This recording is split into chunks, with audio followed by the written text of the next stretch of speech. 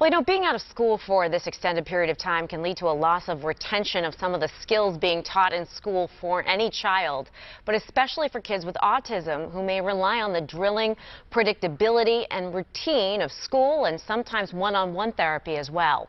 Joining me this morning is Dr. Jessica Sassi, a board-certified behavior analyst and clinical director for the New England Center for Children in Southborough. They provide home-based day and residential therapy for children with autism. Dr. Sassi, good morning. Thanks for joining us.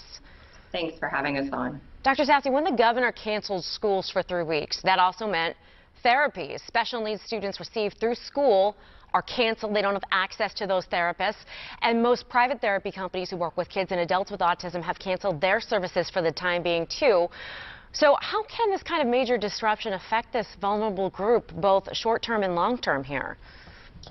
Well, the social distancing efforts are definitely forcing a lot of change on all of us, including the disruptions to educational and clinical services. And like any of us, a dramatic change in our life, like not going to school, not seeing our friends and teachers, is likely to produce disappointment and anxiety for these kids. And this is complicated by the fact that they may not have the communication skills to understand why this is happening or how to express their feelings around this.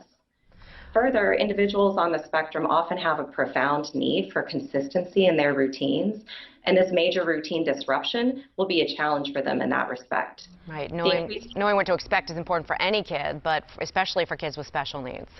Absolutely. The increased anxiety and disappointment around these changes in routine are likely to translate into challenges for the entire family, including increases in problem behavior, tantrums, etc. I've also shared with our viewers before, Dr. Sassi, that I am also the parent of a son with autism, so I know firsthand that understanding concepts can be hard for these kids or adults. Also, language is a huge challenge. As you know, there are many kids who are nonverbal. So what would your advice be to talking to your special needs child about what's going on, given their need for predictability, as you just mentioned, and given these constraints that they have with language oftentimes? I would say keep it simple and on par with their communication level and really focus on the elements that are within our control. You might try a message like, a lot of people are getting sick right now, and the best thing we can do to stay healthy is stay home and wash our hands. For those individuals that don't have those language skills, maintaining some familiar routines and incorporating visual signals like picture schedules should help them settle into this new and different routine. You could also try visual prompts or reminders to help with important things like hand washing during this time. Along those lines, too, for parents who want to try to continue some form of therapy with their kids, maybe continue what the school system was working on with them while they're at home, what would your advice be? Well, this can be a really stressful time, and so I think this is the time to focus on maintaining skills the child has learned and setting them up for success rather than trying to learn new skills at this time. So to that end, we want to try to maintain a consistent routine. Get up at the same time each morning, the same as if you were going to school. Brush your teeth, get dressed, have breakfast, and then look at setting up a schedule for the day. It could be a written schedule or a picture schedule.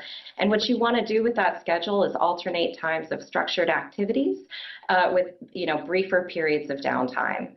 For those periods of structured activities, you could reach out to your therapist and ask if they can email you some materials you could use at home, or if you think it's a good fit for your child, you could try some online teaching tools. And it's important to try to adhere to the schedule as best you can, but keep your expectations realistic. We have a lot of commitments that are going to make it hard for us to accomplish as much as we might want to. Another important piece is to continue to focus on communication. For so many individuals receiving services, communication is one of those critical skills that we're trying to establish, and it's important to maintain it during this period of time. That could be as simple as, if you ask your child, make sure they use their words to ask for items rather than anticipating what they want and sort of preemptively handing it over to them. Finally, I think it's important to celebrate the small victories. Children, when they make eye contact with a request or they wait nicely for something they've asked for, these are the very skills that we're trying to establish. And so celebrate that victory with them and let them know that you're excited that they're showing you those skills.